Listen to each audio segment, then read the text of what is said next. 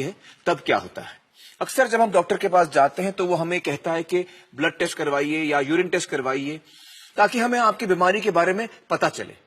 तो आइए अब एक ऐसे इंसान के साथ बातचीत करते हैं जो इसी किस्म की लेबोरेटरी चलाते हैं जहां पर ब्लड और यूरिन की टेस्टिंग होती है, जिसे हम पैथोलॉजी लैब कहते हैं।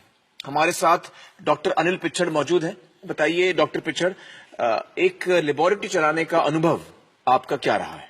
जब सेंटर खोला 2 महीने चले गए, 3 महीने चले गए, कोई पेशेंट नहीं आता था। अभी तो बाद में समझता है कि आप खोलने से कुछ नहीं होता है, आपको जाके सबको मिलना पड़ता है। सबको मतलब किसको? सब डॉक्टर्स को। पेशेंट्स तो वहीं से आने वाले हैं, तो वो सामने से पूछते हैं कि आप मेरे लिए क्या कर सकते हो करके। ऐसा होता है। हाँ, तो मतलब आपसे वो एक्चुअली कमीशन मांगते हैं। कमीशन मांगते। तो कितना परसेंटेज वो मांगते हैं? 40-50%। 40 से 50? यस। दोबारा मुझे बोली, मुझे यकीन नहीं। 40 से 50% जितना आपका कॉस्ट होता है उसका। कुछ नहीं करने का? कुछ नहीं करने, वो लिख के देते हैं ना। वही तो सब कुछ है। लिख के देते हैं उसका। हाँ, तो गरीबों पे कितना असर होता है इसका? 50% तो रेट ही चल रहा है, तो 50% आप पकड़ लीजिए। मतलब आप डबल दे रहे हो, जितना आपको देना है उसका आप डबल दे रहे हो। बहुत सारे डॉक्टर्स जो हैं, पेशेंट्स को टेस्ट होता है 1, 2 या 3 टेस्ट की जरूरत होती है, वो 12-15 टेस्ट करा लेते हैं। ये सही है? सही है। मुझे भी एक टाइम कहा गया था कि डॉक्टर ने कि बाबा हम लोग 10 लिख देंगे, आप बाकी नॉर्मल रिपोर्ट दे दीजिएगा। मैंने भी इसके बारे में सुना है कि मुझे किसी ने बताया था कि एक टेस्ट आता है उसको बोलते हैं बेसिन टेस्ट। हाँ। तो मैंने पूछा बेसिन टेस्ट मतलब पेशेंट का खून लो और बेसिन में फेंको। पेशेंट का खून लो और बेसिन में फेंको, सारे जो रिजल्ट है नॉर्मल दे दो, क्योंकि मुझे पता है कि मेरे पेशेंट में कोई तकलीफ नहीं, मैं खामों का ऐसे ही भेज रहा हूँ। Am I right about this? Certainly. आपकी फिर प्रैक्टिस अच्छी हो गई जब आपने? हाँ, काफी अच्छे हो गए थे, काफी फ्रेंड्स हो गए थे। हाँ, सब कुछ फ्रेंड्स होते हैं। सब डॉक्टर्स आपके फ्रेंड्स हो गए थे। हाँ। फिर उसके बाद ऐसा हुआ कि मेरे पर्सनल ट्रेजेडी एक हुआ। अच्छा। एंड बचपन से हमें सिखाया जाता है कि आप पाप करोगे तो आपको पाप मिलेगा, जो यही करना है सब कुछ। तो फिर एक दिन निश्चय किया कि नहीं, अब ये सब बंद करना है, जो होगा वो भगवान देखेगा। और फिर बाद में मैंने बंद कर दिया। तो ग्रेजुअली फिर मेरे दोस्त कम हो गए, रेफरल्स कम नहीं, बंद ही हो गए। तो पहले जो मेरे पेशेंट्स रिपोर्ट लेके जाते थे सब एक्सेप्ट होते थे, आज मेरा लैब का जो रिपोर्ट रहता है वो देख के कचरे के डिब्बे में फेंका जाता है।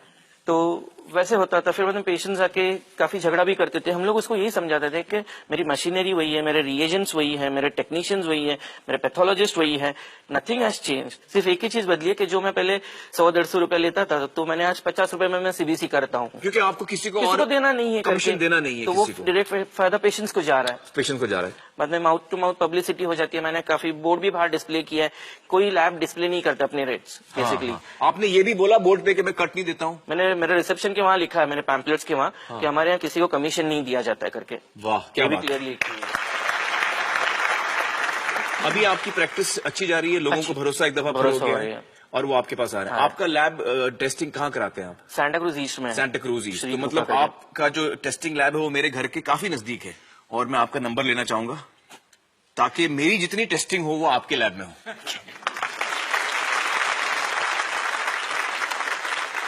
दोस्तों, हमारे सामने ये बात आई है कि कट प्रैक्टिसेस यानी कमीशन का लेना और देना न सिर्फ टेस्टिंग और लेबोरेटरीज के साथ कई बार होता है, बल्कि एक डॉक्टर जब दूसरे डॉक्टर के पास मरीज को भेजता है, रेफर करता है, तब भी बहुत सारे डॉक्टर्स कमीशन या कट्स लेते हैं।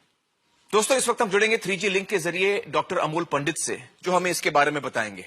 डॉक्टर अमोल पंडित वेल्स, इंग्लैंड में प्रैक्टिस करते हैं और एक खास किस्म की कैंसर सर्जरी के लिए ट्रेंड हैं, जो बहुत कम डॉक्टर्स कर पाते हैं। Hi doctor Amol, how are you? Very well, thank you. How are you doing? Thank you so much for joining us. मुझे बताइए कि आपने अपनी पढ़ाई विदेश में की, उसके बाद आपने हिंदुस्तान आने का फैसला किया, तो यहां आकर आपका अनुभव क्या रहा? वहां आने के बाद पहले कुछ ही दिनों में बहुत निराशा हुई। जब मैं अपने कलीग से मिलने गया, जो मेरे साथ पढ़ने वाले डॉक्टर थे, उनको जब मैंने कहा मैं आया हूं और मैं इस तरह की सर्जरी यहाँ पे करना चाहता हूँ और अगर आपके पास पेशेंट हो तो प्लीज रेफर करिए, तो उन्होंने कहा कि हम तब तक नहीं रेफर कर पाएंगे जब तक आप हमें जो आप फीस चार्ज करोगे उसका परसेंटेज नहीं दोगे। तो कितना परसेंटेज मांगते थे आपसे ये डॉक्टर्स? 30 से 50% तक मांगते थे। तो ये तो बहुत शॉकिंग बात है जी। अच्छा, और बड़े अस्पतालों में आपका क्या अनुभव रहा? बड़े हॉस्पिटल में उनकी एक ही ऑब्जेक्टिव थी कि पेशेंट को आप इस तरह से उसकी डिजीज के बारे में बताएं कि वो इतना डर जाए कि वो सोच ना पाए और उनका सोच बदल जाए, उसके पहले आप उनको ऑपरेट करें ताकि जो रेवेन्यू है वो जल्दी से जल्दी मिल जाए। तो आपने ये बड़े अस्पतालों की डिमांड्स पूरी की और जो डॉक्टर्स आपसे कट मांग रहे थे उनको आपने परसेंटेज दिया? नहीं दिया, इसलिए तो वापस आना पड़ा। आप वापस चले गए और हिंदुस्तान में एक अच्छा डॉक्टर कम हो गया। चलिए, बहुत बहुत शुक्रिया डॉक्टर अमोल हमसे बातचीत करने का। Thank you so much. Thank you very much, बहुत शुक्रिया। दोस्तों, बहुत सारे लोगों के लिए एक ऑपरेशन करवाना उनकी जिंदगी भर की बचत खत्म कर सकता है। कभी कभी बच्चों की स्कूल की फीस पर असर होता है, कभी घर गिरवी रखना पड़ता है, कभी जमीन बेचनी पड़ती है। और ऐसे में अगर 30%, 40%, कभी कभी 50% खर्च ऑपरेशन में नहीं बल्कि कमीशन में चला जाए तो यह निहायत ही दुख की बात है। और सोचिए आपके क्या जज्बात होंगे अगर ऐसा ऑपरेशन कराने के बाद आपको यह पता चले कि आपको इस ऑपरेशन की जरूरत ही नहीं थी।